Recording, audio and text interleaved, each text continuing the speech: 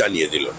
রাকেশ সিং কংগ্রেস অফিসে ভাঙচুরের অভিযোগে অভিযুক্ত, তাকে নিয়ে বিজেপির স্ট্যান্ড কোন? দেখুন, যেভাবে দেশের প্রধানমন্ত্রীকে ধারাবাহিক আক্রমণ করা হয়েছে, কখনো মদ কা সওদাগর, কখনো ভস্মাসুর, কখনো চৌকিদার চোর, কখনো তার মাকে পর্যন্ত নিশানা বানানো হয়েছে, তো এর থেকে ভিন্ন রাজনীতি তো আর কিছু হতে পারে না। তো স্বাভাবিকভাবেই সেটা আমাদের কর্মীদের আবেগকে আহত করেছে এবং দেশের প্রত্যেক সুস্থ নাগরিকও এই রাজনীতিকে প্রত্যাখ্যান করছে। সুতরাং সেখানে বিক্ষোভ হয়েছে, বিক্ষোভ হওয়া স্বাভাবিক এবং বিক্ষোভ হওয়াটাই প্রত্যাশিত।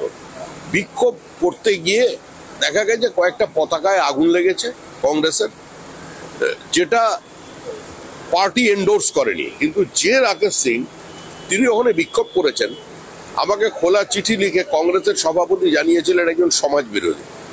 রাকেশ সিং তো আগে কংগ্রেসের নেতা ছিলেন, কংগ্রেস থেকে আমাদের দলে যোগ দিয়েছেন। রাকেশ সিং এর বাড়িতে 200-300 পুলিশ পৌঁছে গেল। রাকেশ সিং এর ছেলেকে মেয়েকে গাড়ি চালিয়ে যাচ্ছিল, তাদের রাস্তায় গাড়ি দাঁড় করিয়ে তাদের চাবি নিয়ে নেওয়া হলো। 3 জনকে তুলে নিয়ে গিয়ে ব্যাপক মারধর করলো পুলিশ। তো রাকেশ সিং কোনো সন্ত্রাসবাদী, কোনো উগ্রপন্থী, কোনো খুনের আসামি? একটা রাজনৈতিক দলের অফিসে গিয়ে প্রতিবাদ জানিয়েছে এবং প্রতিবাদ জানিয়েছে সেটাকে পার্টি এন্ডোর্স করছে। পার্টি পতাকা জ্বালানোকে এন্ডোর্স করে না, কিন্তু যেটা করেছে প্রতিবাদ করেছে, প্রতিবাদ তো সব জায়গায় হচ্ছে কংগ্রেসের বিরুদ্ধে।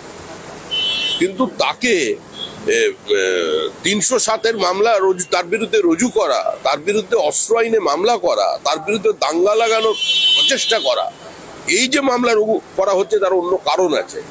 কারণ যে এলাকায় রাকেশ সিং বসবাস করেন সেই এলাকায় বহু মানুষের পরিত্রাতা তিনি। তাই ওখানের কিছু ব্লক ভোটারকে খুশি করবার জন্য, দুধেলগাইদের খুশি করবার জন্য তার বিরুদ্ধে এই মামলা নিয়ে এসেছে পুলিশ। পার্টি এটাকে সম্পূর্ণ সিরিয়াসলি নিয়েছে এবং এটার জন্য যা করার আমরা করব। যে তালিকা প্রকাশ করেছে এসএসসি, সেই তালিকা